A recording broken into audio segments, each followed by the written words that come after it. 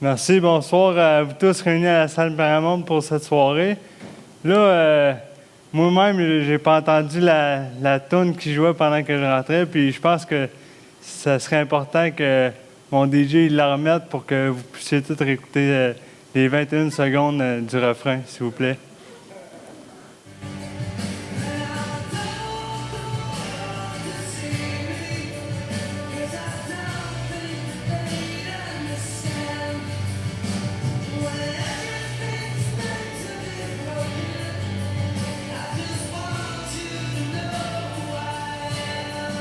Bon, fait que dans le fond, là, ce que ça veut dire, cette tune-là, en français, c'est que je voudrais pas que le monde me voie parce que le monde ne va pas comprendre. Puis si je pense que ça décrit bien ce que je vis depuis toutes ces années-là. Dans le fond, moi, je marche beaucoup, pas de temps en temps, comme Mo a dit, mais tu sais, quand moi je marche, j'aimerais bien ça que le monde me regarde dans les yeux, mais ils ont un point d'interrogation dans la face, puis ils me regardent les pieds, puis tu sais, je ne changerais pas ça du jour au lendemain, là, tu sais, c'est comme ça que le monde sont, puis ils se questionnent, là, ils ne savent pas trop ce qui se passe. Hein. Mais là, tout d'abord, j'aimerais quand même remercier Lucas d'avoir pensé à moi et d'avoir invité à faire un TED pour ce soir. Certains d'entre vous, vous me connaissez déjà, ou vous m'avez aperçu en train de marcher dans la ville de Rouyn-Noranda. C'est moi qui marche tout croche ou qui passe pour un alcoolique. Puis, sérieusement, mon nom, c'est Dave Belrose, puis j'ai 23 ans. J'aimerais faire une mise en situation avec vous. Ça vous tente-tu? Oui! OK, de toute manière, vous aviez pas le choix. Fermez vos yeux, puis essayez d'imaginer la situation. Vous vous levez un matin, à la télé et à la radio, Stephen Harper a pris possession de tous les postes, tous tous les postes. Puis là, il annonce que le Canada rentre en guerre contre les États-Unis. Sauf que qu'est-ce que vous devez savoir, c'est que les États-Unis, eux, ils ont 97 000 soldats, alors que le Canada en a seulement 3 000. À main levée, qui d'entre vous pense que le Canada va remporter cette guerre? OK, j'ai envoyé 2, là. J'ai quasiment le goût de vous faire venir sur scène. Bon. Moi, j'ai eu la malchance de me faire frapper par un automobile alors que je faisais du vélo, puis j'ai été diagnostiqué avec un traumatisme crânio-cérébral sévère. C'est quoi ça, un TCC sévère? C'est une commotion, mais pire. C'est ton cerveau qui va cogner un peu partout dans ta boîte crânienne. Quand je me suis fait frapper, l'auto roulait dans la même direction que moi. Fait que mon corps ainsi que mon cerveau ont été vers l'arrière. Quand l'auto a décidé de freiner, ben mon corps a été projeté vers l'avant avec mon cerveau. J'ai parlé à l'ambulancière qui m'a ramassé sur le bord de la rue, puis elle me disait qu'elle était certaine que je passais de l'autre côté. Du moment qu'elle m'a aperçu, étendu sur le bord de la rue, ben, elle a appelé.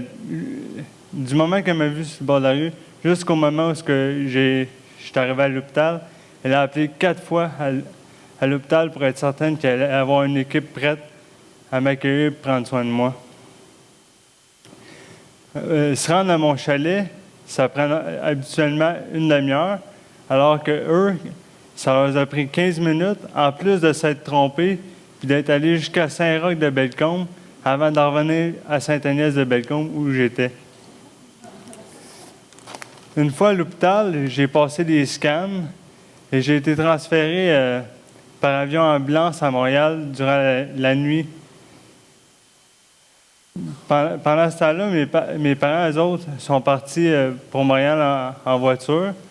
Puis en se disant, tu sais, ça doit pas être si grave que ça. Dave va se réveiller demain matin et puis il va nous dire salut, là. Mais en tout cas, J'ai eu à passer 4 mois et demi à Montréal, dans un hôpital puis un institut de réhabilitation. Je suis revenu à Rouen, puis je me sentais apprécié, tu sais, avec tous les messages que j'avais vus sur Facebook. Le monde qui me disait que j'étais beau, j'étais souriant, puis tout le kit, là. Alors, reviens-nous plus fort qu'avant, Dave, OK, c'est bon. Puis là, mais tu sais, une fois que mes amis ils ont vu la sévérité de mes blessures, ben c'est là que pas mal de ces amis-là sont devenus des connaissances. J'ai dû me refaire un nouveau cercle d'amis, mais tu sais, plus jeune, parce que pendant que moi, ma vie allait arrêter, ben la leur, elle continuait. C'est certain qu'inconsciemment, j'ai vécu des peurs. La peur de me retrouver seul au monde, la peur de ne pas me faire aimer par ceux que moi j'aime. Puis, on ne parle même pas ici de la peur de se faire juger parce que peu importe comment tu es dans le monde, ils vont te juger. Le monde, il juge sans savoir c'est quoi un TCC, sans savoir d'où je suis parti. Aujourd'hui, c'est bien beau, mais je suis parti de où exactement? La réponse la plus imagée que je pourrais vous donner, là, c'est du début. Mon père qui croyait m'entendre parler à son arrivée à Montréal, voyons, toi. Ce soir, je suis debout à vous parler, mais 2 mois après l'accident, j'étais même pas capable de me tenir debout encore. Ça m'a pris 1 mois et 5 jours avant qu'un mot sorte de ma bouche, puis je disais bye-bye à l'orthophoniste parce que je détestais l'orthophonie. J'ai marché 1950 km l'an dernier, mais ça a pris 4 mois avant que je puisse mettre un pied en avant de l'autre après l'accident. J'ai même rechaussé mes patins grâce à l'aide et à la grande générosité de mon oncle Paul Urtubise, gérant des arénas à Rouyn-Noranda.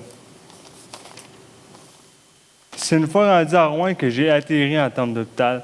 Atterrir en termes d'hôpital, c'est retrouver de ton jugement puis ton raisonnement. J'ai pris conscience de l'état que j'avais et à partir de là, je me suis fixé des nouveaux rêves et des buts ambitieux. Comme que j'aime que le monde doute de moi et qu'il me croit incapable de réaliser mes buts, je me suis fixé des buts réalisables mais irréalistes. Je ne vous demande pas de croire en moi, parce que moi, j'ai la certitude que je vais réussir. Le plus de monde qui vont douter, le plus de monde qui seront confondus. Après l'article écrit sur moi en 2012 dans la BTB Express, où je mentionnais mon but de patiner pour le 50e des citadelles de Rouyn-Noranda, ma mère, elle m'a dit « Ton rêve n'est peut-être pas irréaliste, Dave. » Je vais vous avouer pas avoir été aussi bon que j'aurais voulu l'être pendant ce tournoi-là amical. Mais si je ne m'étais pas fixé un but aussi élevé que celle que je m'étais fixé, je ne serais assurément pas rendu où je suis aujourd'hui.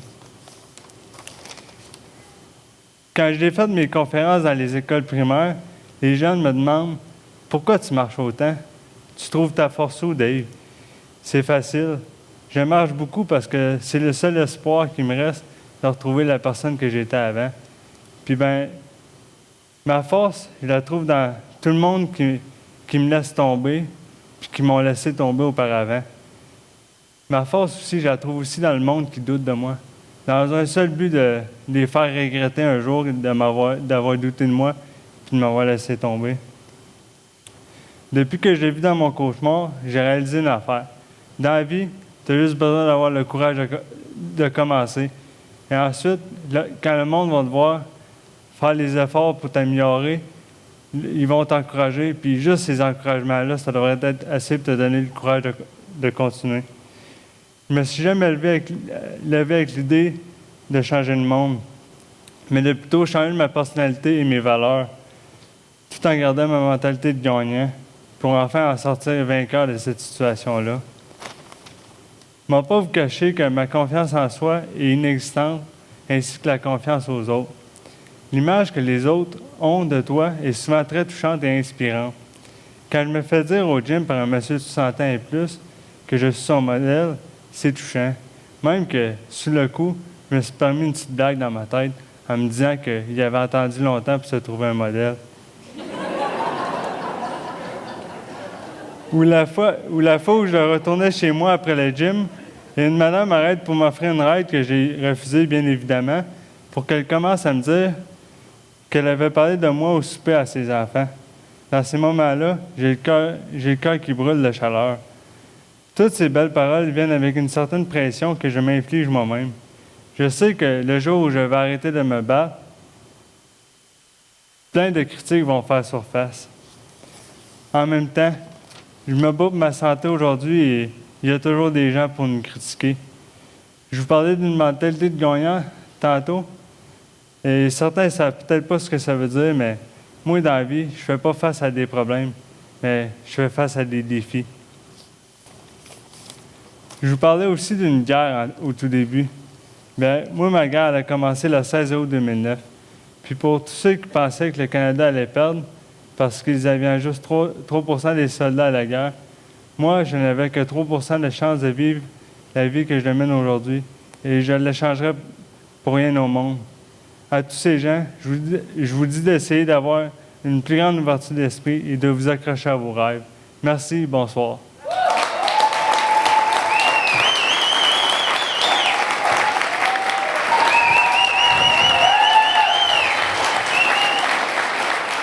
Merci.